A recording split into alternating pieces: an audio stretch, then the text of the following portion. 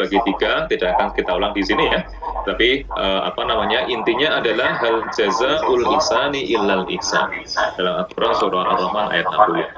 Jadi ketika seseorang itu dimudahkan oleh Allah mengerjakan kebaikan di mana dia merasa kebaikan itu dilihat oleh Allah Subhanahu wa taala, tentu akan dikerjakan semaksimal mungkin. Seringkali mengabaikan kepentingan dirinya sendiri. Loh, kalau begitu apakah itu suatu kerugian? Tidak, ya kan? Ketika dia itu bisa mengabaikan kepentingan dirinya sendiri, apakah itu suatu kerugian? Tidak. Hal jazaul ihsani ilal ihsan. Allah telah sampaikan, ihsan itu akan dibalas dengan ihsan yang lainnya. Balasan untuk ihsan adalah kebaikan lain yang lebih baik dan lebih banyak, kan gitu. Nah, oleh karena itu, ya jangan kemudian kita merasa malah sebaliknya, wah kalau begitu nampaknya rugi dong malah kalau kita itu berbuat ihsan. Tidak, Allah tidak perlu apa yang kita kerjakan. Tetapi ketika Allah mudahkan kita mengerjakan ihsan, ya, hal jazaul ihsani ilal ihsan, tidak ada balasan untuk ihsan kecuali ihsan yang lainnya. Nah, kalau gitu maka itu justru malah untuk kita sendiri. Nah, kalau begitu maka jangan tidak pengen dengan ampunan. Ya. Berikutnya, ampunan itulah yang kemudian selain tadi ya memudahkan kita untuk berbuat baik ya, dan kemudian setelah itu nanti ampunan itulah yang akan membuat kita itu untuk mudah meminta pada Allah Subhanahu wa taala untuk mendapatkan afwa. Oleh karena itu, ya, lisan kita di bulan Ramadan itu juga diajari oleh Rasulullah SAW untuk berdoa, Allahumma innaka afuwun tuhibbul afwa fa'fu anni. Afwa itu meminta dosa tadi setelah ditutup betul-betul dihapus oleh Allah Subhanahu wa taala. Nah, sehingga ketika Allah Subhanahu wa taala berkenan menghapus dosa-dosa kita, dan doa ini spesialnya kita mintakan ketika malam Al-Qadar gitu kan, di mana di malam itu akan dituliskan takdir kita di tahun yang akan datang gitu kan.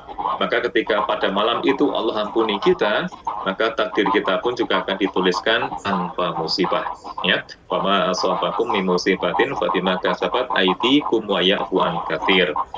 Jadi musibah, hal-hal yang tidak mengenakan diri kita jelas karena dosa-dosa kita. Oleh karena itu ketika dosa diampuni oleh Allah Subhanahu wa taala, ya jelas kehidupan kita akan menjadi lebih enak kita jalani, tidak ada musibah sama sekali. Gitu ya. Ini maghfirah.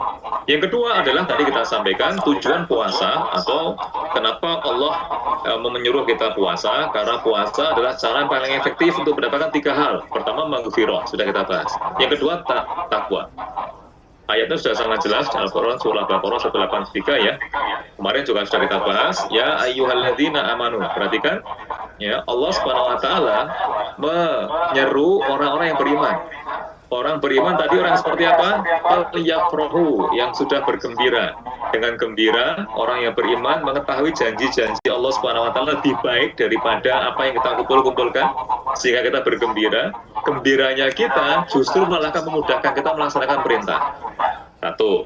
Yang kedua, sudah mudah melaksanakan perintah, Allah juga sampaikan di dalam Al-Quran surah Rum ayat 47, wa kana haqqan alaina nasrul mu'minin. Allah akan selalu menolong kembali orang-orang beriman.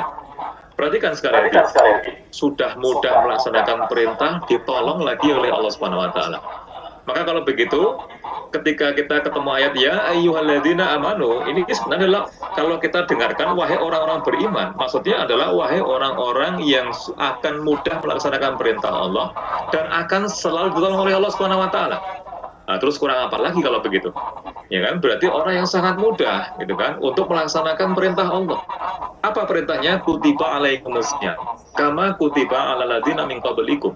Ada dua kutiba, kemarin sudah kita bahas ya. Maksudnya apa? Maksudnya adalah seperti kita misalnya mengalami suatu sakit ya. Sakit ini belum pernah kita alami sebelumnya. Tentu kita akan bingung mencari obatnya. Tetapi ketika sakit yang kedua sama dengan sakit yang pernah kita alami, kita sudah punya referensi. Oh, dulu sembuh dengan obat ini gitu kan.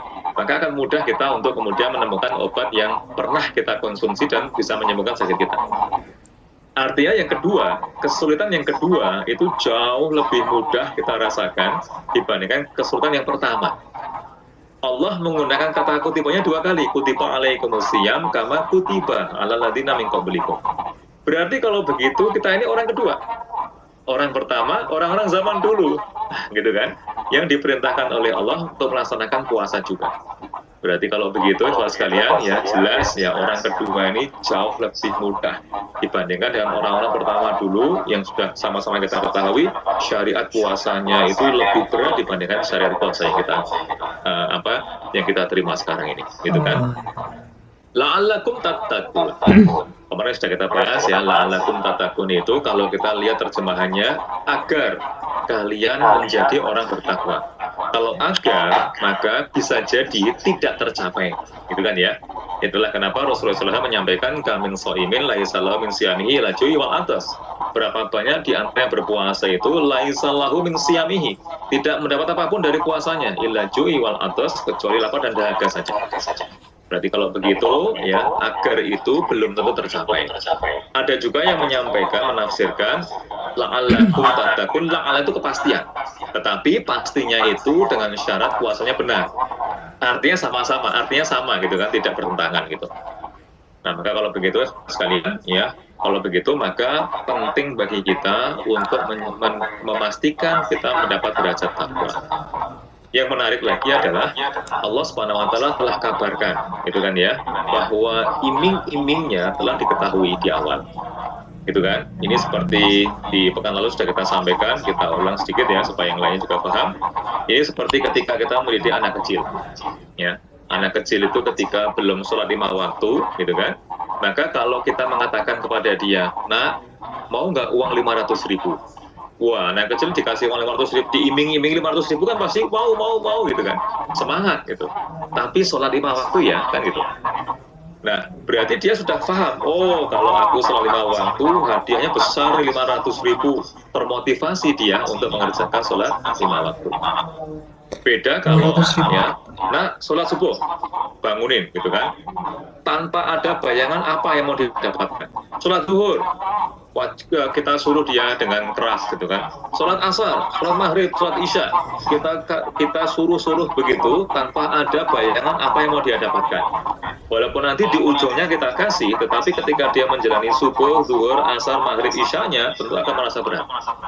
Gitu kan? Nah, tetapi kalau kemudian sudah tahu dulu iming-imingnya 500.000 besar sekali, gitu kan? Tentu dia melaksanakan subuh, zuhur, asar, maghrib, isyanya akan merasa lebih termotivasi. Beda kasus kalau misalnya kita iming-iming, nah saya kasih uang 500 perak ya, gitu kan? Mau nggak 500 perak bagi mereka kecil gitu kan? Kita pun juga mungkin sudah nggak punya lagi uang 500 perak kan gitu. Tentu mereka nggak pengen. Ya apalagi ditambah lagi tapi sholat ya lebih berat lagi gitu kan bagi mereka melaksanakan. Kalau iming-imingnya kecil. Nah tetapi ini iming-imingnya adalah takwa. Nah ini kita harus paham gitu kan. Berarti kalau begitu iming-iming yang besar ini gitu kan. Jadi kalau kita baca Quran kita, Bapak sekalian, 239, ada yang mengatakan 240 ayat terkait dengan ketakwaan. Gitu ya. Yang semuanya itu mengandung pertolongan dari Allah Subhanahu wa taala dengan pertolongan yang tidak pernah diduga-duga. Ya. Dan tidak hanya sampai di situ saja. Ketika kita hidup di muka bumi, itulah yang mau kita dapatkan, kemudahan, kemudian jalan keluar dalam surah At-Tolaq ayat 2 sampai 5 itu ya.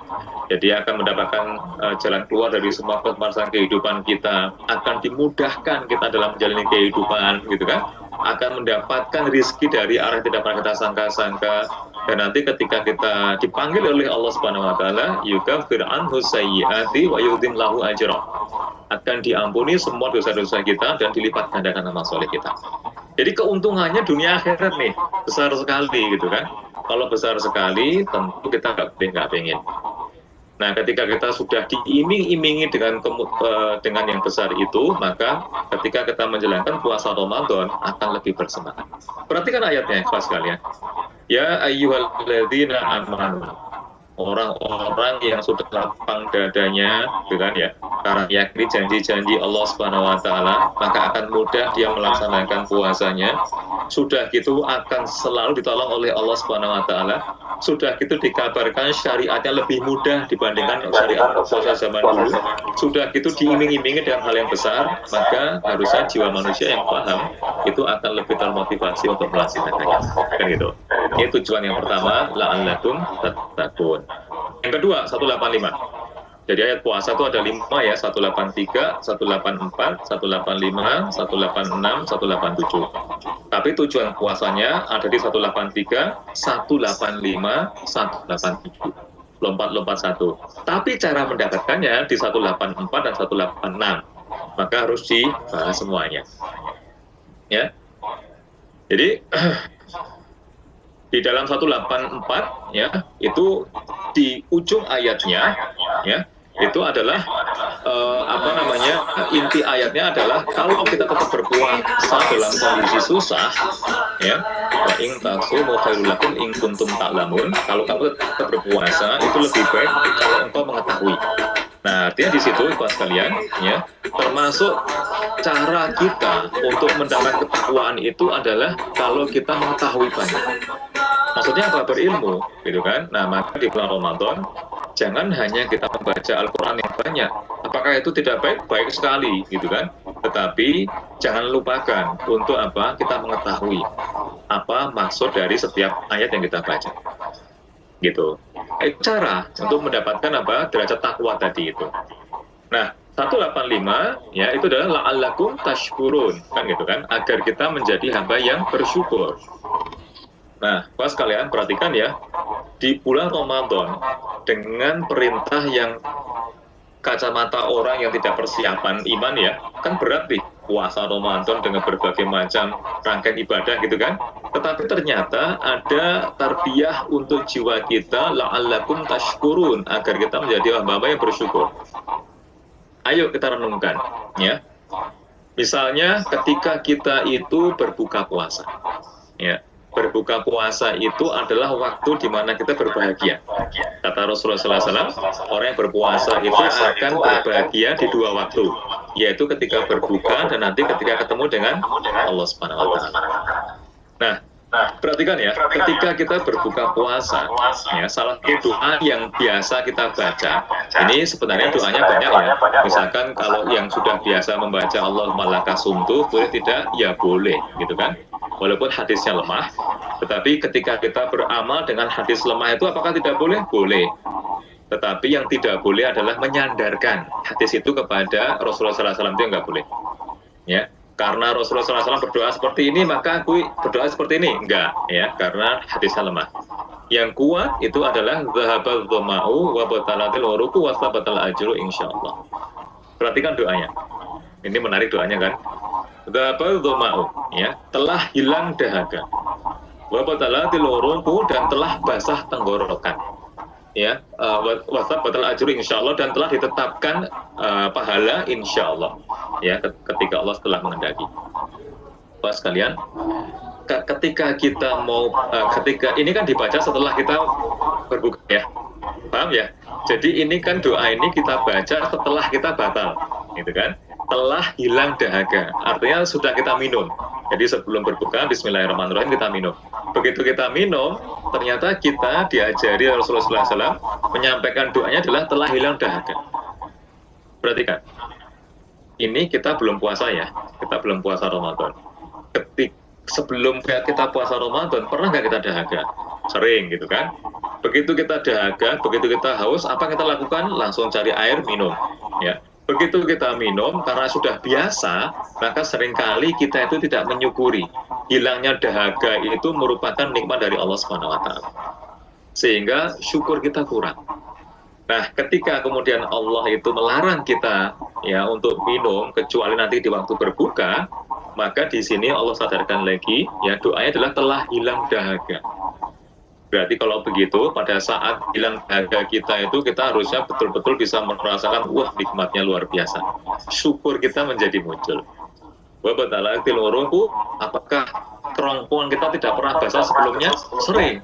Karena saking seringnya kadang-kadang kita lupa bersyukur. Nah, ketika berpuasa, gitu kan, ketika kemudian kita itu boleh minum dan kemudian mulai basah kerongkongan kita, diajari oleh Rasulullah SAW, sadarilah itu adalah nikmat yang luar biasa. gitu kan.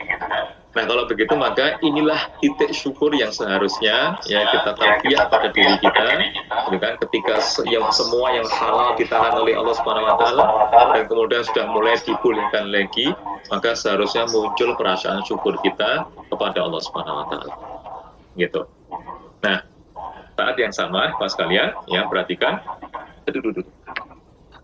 Saya sambil sila ya, jaga. Dan di ayat 186 ya itu kalau kita lihat ayatnya itu adalah terkait dengan kita berdoa kepada Allah Subhanahu Wa Taala, gitu kan? Di sana dikatakan wa idza sa'alaka ibadi anni fa inni qarib ujibu da'watad da'i idza da'an falyastajibu li wal yu'minu bi la'allahum yarshudun. Nah, ini terkait dengan yang tadi disampaikan oleh Ahazra ya. Jadi ternyata, Bapak sekalian, ya, setelah kita tadi banyak berilmu, kemudian untuk mencapai derajat takwa dan syukur tadi itu, gitu kan? Maka ini adalah cara berikutnya. Apa? Cara berikutnya adalah wa idza sa'alaka ibadi anni fa inni qarib. Dan apabila ada yang bertanya kepadamu wahai Muhammad, di mana aku kata Allah Subhanahu wa taala fa inni qarib. Maka jawablah dengan cepat fa inni qarib. Aku ini dekat. Maksudnya apa? Maksudnya adalah inilah yang perlu kita tarbiyah dalam kehidupan kita juga. Ya kan, dengan berpuasa itu tadi kita rasakan betul hadirnya Allah Subhanahu wa taala. Fa inni qarib. Allah dekat dengan kita. Jadi kalau begitu, nanti efeknya apa? Efeknya apapun, ya kita akan mulai dengan berdoa pada Allah Subhanahu wa taala. Kita sakit misalnya, ya sebelum kita terfikir akan ketemu dengan dokter siapa itu masih jauh di tempat prakteknya sana. Sebelum kita pergi ke apotek untuk membeli obat itu masih ada di apotek yang jauh sana, gitu kan. Sebelum kita minta tolong pada teman kita, teman satu kos kita juga masih ada di kamarnya, jauh. Yang paling dekat, yang kadang kita lupakan, sering kita lupakan adalah Allah Subhanahu wa taala. Maka seharusnya ya seorang yang memahami bahwa kita ini sangat dekat dengan Allah Subhanahu wa taala, gitu kan. Allah sangat dekat dengan kita, maka seharusnya akal sehat kita akan memerintahkan kita minta tolong kepada yang paling dekat dulu, kan gitu. Yaitu siapa? Allah Subhanahu wa taala. Maka disambung dengan uji buta wa tad'idatan fal yastajibu li wal yu'minu bi la'allahum yarshudun. Aku akan mengabulkan doa ya bagi siapa saja yang memohon kepadaku, kata Allah Subhanahu wa taala. Nah, supaya dikabulkan, bagaimana caranya? Maka hendaklah mereka itu memenuhi segala perintahku, dan hendaklah mereka itu beriman padaku. Nah, dengan itu, maka mereka menjadi orang-orang di dalam kebenaran. Nah, kelas kalian, hati-hati ya. Ini di ujung ayatnya itu menyampaikan bahwa agar mereka selalu berada dalam kebenaran yang dimulai dengan doa. Kan itu. Artinya apa? Artinya seringkali manusia itu menyandarkan dengan pikiran-pikirannya sendiri. Ya kan? Dia pikir untuk mendapatkan tujuan itu ini yang dilakukan, gitu kan? Kadang-kadang kita juga begitu. Atau mungkin seringkali kita juga begitu. Tetapi yang kita lakukan ini belum tentu benar.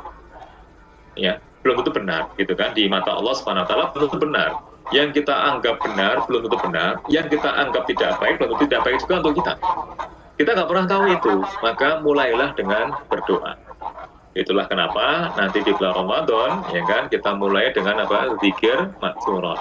Agar Allah itu terus yang membimbing kita melakukan apa yang benar. Bisa jadi yang benar itu hal yang tidak kita sukai. Dalam kondisi tidak punya uang, gitu kan? Ternyata kita batin pada Allah, ya Allah berilah padaku rezeki, duitku sudah habis. Dihadirkan apa? Kotak infak. Lah, ini kok kita pas nggak punya uang kok dihadirkan kotak infak, gitu kan? Ya karena kita minta pada Allah, minta rezeki, ya kan? Maka dihadirkan kotak infak. Ya sudah, apa yang kita punya masukkan saja, kan gitu. Kita nggak pernah tahu dengan cara itu yang mungkin tidak kita sukai, gitu kan? Allah akan datangkan yang lebih banyak lagi. Kan? Kita nggak pernah tahu, kan gitu. Karena kita nggak pernah tahu, maka ya sudah. Ketika kita sudah mulai dengan zikrullah, ketika sudah kita mulai dengan berdoa pada Allah Subhanahu wa taala, yang didatangkan Allah pada kita itu yang terbaik yang kita laksanakan. Dan itulah yang akan membuat kita menjadi orang-orang yang benar. Terakhir, was kalian, ya, la'allahum yattaqun 187 ayatnya berubah. Awalnya la'allakum tattaqun 187 berubah la'allahum yattaqun. agar kalian semuanya menjadi hamba-hamba yang bertakwa. Artinya dimulai dengan la'allakum, pribadi-pribadi masing-masing yang bertakwa, jangan lupakan orang-orang sekitar kita, ya kan? Untuk apa? Bersama-sama mendapatkan derajat takwa. Karena yang dikehendaki oleh Allah Subhanahu wa Ta'ala dengan puasa Ramadan itu adalah takwa kolektif. Nah, ini yang mungkin kemarin lupa tidak kita programkan. Ya, kemarin Ayub sudah membuat list untuk mutaba'ah, gitu kan? Yang semuanya untuk tadi itu, ya, imanan wahtisaban, iman dan juga menghitung-hitung, gitu kan? Wahtisaban dari kata-kata hisab, ya, menghitung-hitung agar kita selalu mendapatkan pahala dari Allah Subhanahu Wa Taala. Sehingga ada target-target ibadah yaumiyah yang sudah dibuatkan oleh Ayub, gitu kan? Nanti seolah akan di-share mungkin ya untuk kita isi kan gitu ya. Nah, tetapi la'allahum takunnya ini yang lupa, mungkin belum ada di dalam mutaba'ah itu. Dan kemarin sama belum kita bahas gitu ya.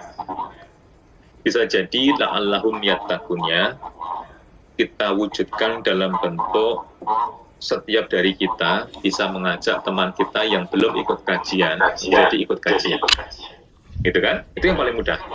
Nanti ketika kita pulang di rumah, tentu ya kan kita akan mengajak keluarga kita untuk sama-sama berbahagia dengan bulan Ramadan dan seterusnya yang sudah kita sampaikan tadi.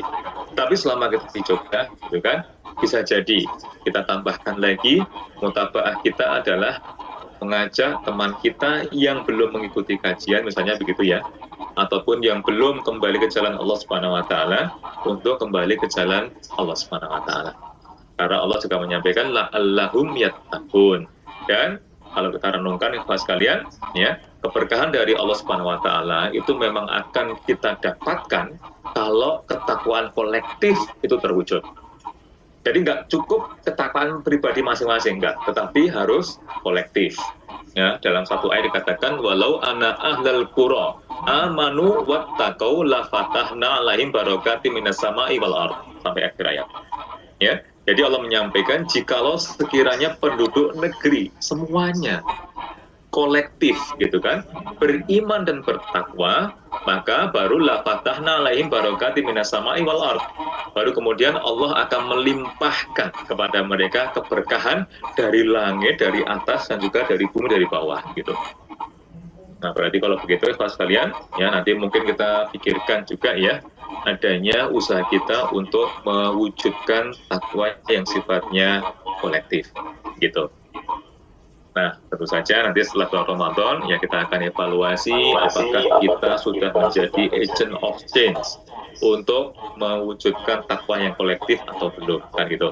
Kalau di bulan Ramadan ini kita bersama-sama, insya Allah Allah mudahkan gitu kan, maka nanti setelah bulan Ramadan kita akan menuai atau memanen hasilnya gitu kan, dengan terbentuknya kelompok-kelompok pengajian lagi yang lainnya kan gitu. Siapa yang akan membersamai? Ya tentu dari kita-kita gitu kan. Ayub mungkin, atau mungkin Suherman mungkin gitu kan, Afikri mungkin ya kan membersamai halakoh-halakoh itu kan gitu. Senyum-senyum ya, Suherman juga ada senyum-senyum, ini insya Allah sudah siap ini kayaknya nih kan gitu. Baik Pak sekalian, begitu ya yang kita sampaikan. Alhamdulillah yang kita sudah sampaikan semuanya gitu kan. Nah mudah-mudahan ya dengan puasa Ramadan ini, satu lagi ya, tadi ketika uji buta watada'i dadaan gitu kan, Allah Subhanahu wa taala memerintahkan pada kita untuk banyak berdoa pada Allah Subhanahu wa taala. Ini juga satu hal yang menarik ya. Di bulan Ramadan Allah hadirkan waktu ijabah itu pada saat kita bahagia, yaitu pada saat kita berbuka puasa, gitu kan ya. Nah ini satu hal yang menarik nih. Biasanya kita berdoa itu saat kita mengalami kesulitan, ya, mau ujian, wah kita banyak berdoa gitu ya. Kemudian ujiannya dapat D misalnya, wah banyak. Kemudian kita minta lagi pada Allah pertolongan supaya kita ikut remedi dapat A misalnya begitu. Pada waktu susah ya pokoknya kita berdoa. Tetapi pada bulan Ramadan Allah tarbiyah kita pada saat kamu berbahagia saja, gitu kan kata Allah Subhanahu wa taala, aku hadirkan waktu yang ijabah. Maka silakan berdoa. Artinya apa? Artinya pada saat kita susah, pada saat kita senang, gitu kan? Allah mengendaki kita di bulan Ramadan itu banyak bermesraan dengan Allah Subhanahu wa taala. bahasa anak muda sekarang menjadi bestie gitu ya. Nah, kalau bestie itu kan ya, pada waktu susah, pada waktu senang kan apa namanya curhat kan gitu. Ini Ayub kok senyum-senyum ini sudah punya bestie kayaknya ini. Bestinya Suherman maksudnya ya. Suherman bestinya Ayub kan gitu ya. Jadi tempat curhat ya ketika susah dan ketika senang kan gitu. Nah ini yang kemudian dikehendaki oleh Allah Subhanahu Wa Taala. Kita sekalian yang kita sampaikan ya sebagai penguat lagi kepada kita ya, kalau kita akan masuk bulan Ramadan, maka tarhib Ramadan, kajian untuk menyambut bulan Ramadan, marhaban ya Ramadan, harusnya menghasilkan suatu kesiapan hati, ya kan, kesiapan hati, keluasan hati untuk menyambut datangnya bulan Ramadan. Allah bismillah. Kalau ada yang mau menyampaikan, menambahkan, dipersilahkan. Ayo mungkin akan share, bisa share nggak di situ? Yang tadi apa itu? Mutabah. Bisa share. Saya akan chat dulu ya, bisa share.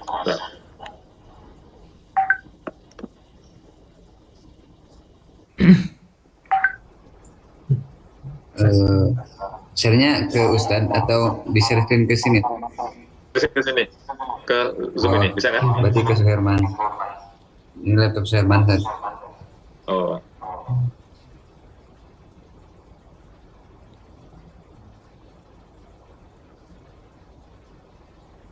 Oke, tadi saya nyampaikan tadi lancar ya? Maksudnya tidak terganggu signal ya? Enggak ada yang loss ya? Lancar, Oke, alhamdulillah.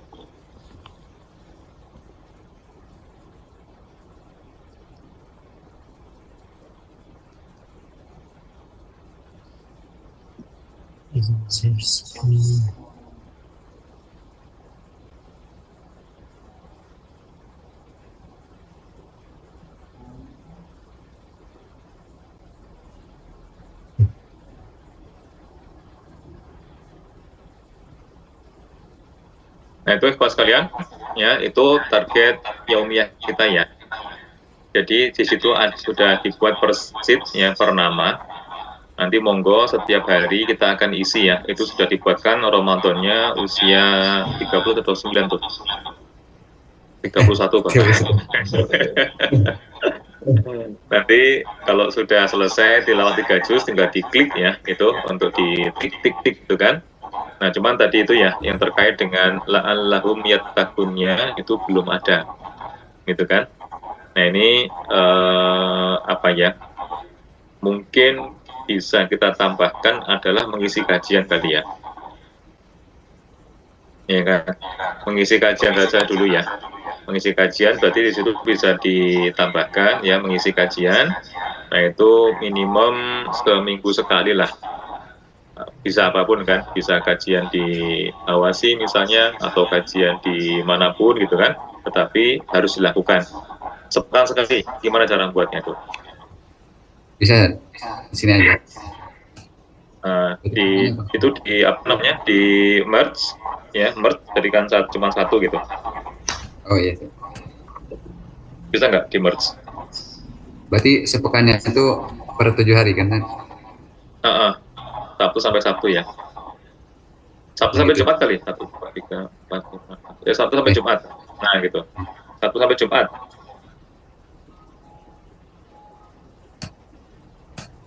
Nah. Sebentar. Suherman harusnya yang jago ini.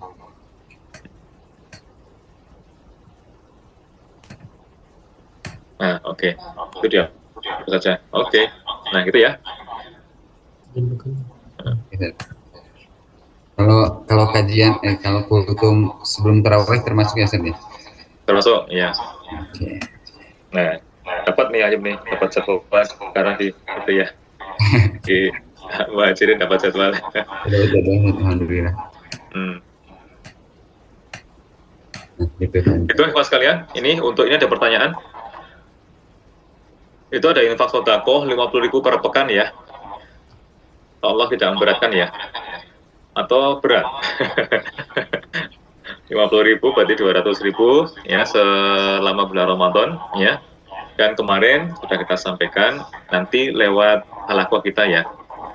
Jadi kita akan sampaikan ke Palestina gitu ya, supaya mereka juga ikut berbahagia walaupun hanya sedikit ya dari kita gitu. Gitu, monggo, ada lagi? Ada yang mau menanyakan, silakan.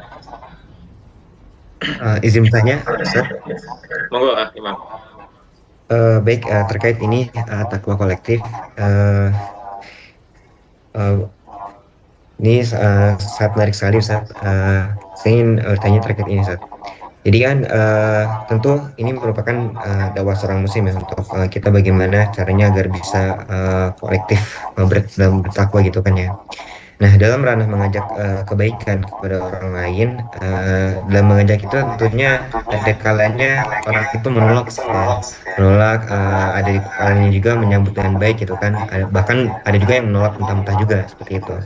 Lalu terkait batasan kita mengajak orang itu bagaimana, Ustaz ya? Apakah ketika orang itu sudah menolak dan kita ya sudah membiarkan mereka gitu loh, atau terus kita kejar gitu, Ustaz, agar dia kembali ke jalan yang benar gitu kan. Cuman kan di sisi lain kan juga kita berpikir ini orang sudah kita ajak gak mau, ntar orang malah jadi menggundah gitu kan, kita ajak-ajak terus gitu. Nah itu terkait batasan itu bagaimana, Ustaz, cara kita menyikapinya? Iya, Masya Allah. Jazakumullah khairan katsir, Imam ya, dengan pertanyaannya. Karena satu hal yang sangat penting, maka jelas Allah Subhanahu wa taala juga ngajari kita. Ya, di dalam Al-Qur'an surah An-Nahl ayat 125, ini sudah sering kita bahas ya, itu bahwa ada perintah untuk ila sabili rabbik. Yang pertama adalah satu hal yang tidak boleh kita tinggalkan, itu adalah menyeru orang-orang itu untuk kembali ke jalan Allah Subhanahu wa taala. Artinya, ya, ketika terjadi penolakan, maka apakah kita tinggalkan? Tidak. Kenapa? Karena Allah masih perintahkan kita lagi, dan seterusnya, untuk ila sabili rabbik, gitu kan? Maka kalau begitu, kita harus pikirkan bagaimana supaya bisa menyeru kepada Dia, gitu kan? Nah, caranya bagaimana? Bil hikmah ternyata, ya, dengan cara memberikan contoh yang baik. Artinya di situ, ya, setelah kemudian kita itu melihat dia itu menolak, maka tetap saja kita baiki dia bil hikmah, gitu kan? Kita baiki dia, kita berikan contoh yang baik, bahwa kalau kita itu aktif di dakwah itu IPK-nya bukan 1 koma gitu kan, tapi 3 koma kan gitu. Artinya ketika kita itu belajar benar-benar mendapatkan IPK bagus, itu kalau kita niatkan bagian dari untuk mempengaruhi yang kita ajak, insya Allah itu merupakan bil hikmah. Kemudian supaya kita bisa menyeru bagaimana? Ya buat dia tergantung dengan kita. Ya, kemarin sudah pernah kita sampaikan sinaatul hayah. Kita menjadi poros kehidupan dia. Kita misalnya punya uang, ya, dia pasti tidak punya uang. Kita ajak dia makan, gitu kan? Tetapi kita punya misi, bukan cuma kita mentraktir saja nggak punya misi, enggak kan? Tetapi kita punya misi untuk bisa mengajak dia kembali ke jalan Allah Subhanahu wa taala. Kita nggak punya uang, tapi kita punya kepandaian. Ya sudah, kita ajari dia hal-hal yang tidak dia ketahui, yang dia sulit pelajaran, gitu kan? Kita ajari dia, maka dia akan lekat dengan kita, gitu kan? Ketika lekat dengan kita, baru kita bisa menyeru. Ud'u ila sabili rabbiknya bisa kita jalankan. Maka sebenarnya di sini ada perintah ud'u ila sabili rabbik, ini harus kita mulai, kita dahului dengan hal-hal yang membuat kita bisa menyeru kepada objek tersebut, gitu kan? Nah, bil hikmah. Jadi begitu kita seru, kok belum kembali, belum mau gitu kan? Ya sudah, bil hikmah lagi, berikan contoh yang baik lagi, buat dia semakin lekat lagi dengan kita. Nah, kalau sudah gitu, wal mau'izatil hasanah, dengan pelajaran-pelajaran yang baik, kan gitu. Ya kan? Nah, wajadilhum billati hiya ahsan, kalau sampai terpaksa berjidal, maka sebisa mungkin kita hindari, tetapi kalau seandainya terpaksa, lakukan dengan cara yang baik, supaya apa? Tidak kembali mengeraskan hati. Jidal itu kan akan mengeras hati kan ya, sudah kita ambil hatinya, keras lagi gitu. Nah, ini yang kemudian perlu kita hindari. Allah a'lam bishawab. Ngatur Mas Imam. Baik, terima kasih, Ustaz. Ya, sami-sami. Monggo, ada lagi Pak sekalian?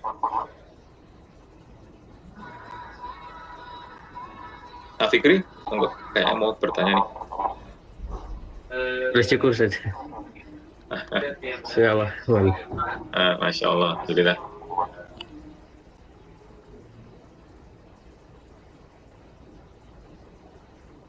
Hafar, Dia, yang lain, Ali mungkin, monggo.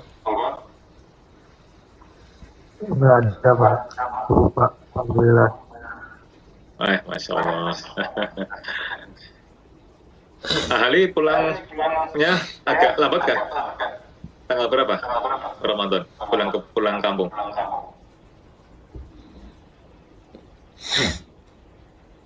Kalau tiketnya tanggal 21, Pak. 21 ya? Saya tuh kayak perlu minta tolong sekali untuk jadi imam di mana Masjid Geledokan di atas. Kalau nggak salah tanggal 20 Ramadan, kalau nggak salah ya. Kalau gitu masih bisa ya nanti ya? Imam dan penceramah. Aman insya Allah, Pak. Ya, nanti di Masjid Geledokan ya, di atas, di belakang Kopi Klotok itu. Di belakang Soto Mas Aan. Masjidnya situ, masjidnya. Nanti saya lihat dulu jadwalnya ya. Iya, Pak. Oke. Monggo, ada lagi yang lain? Silakan. Azra mungkin. Hilmi. Masya Allah.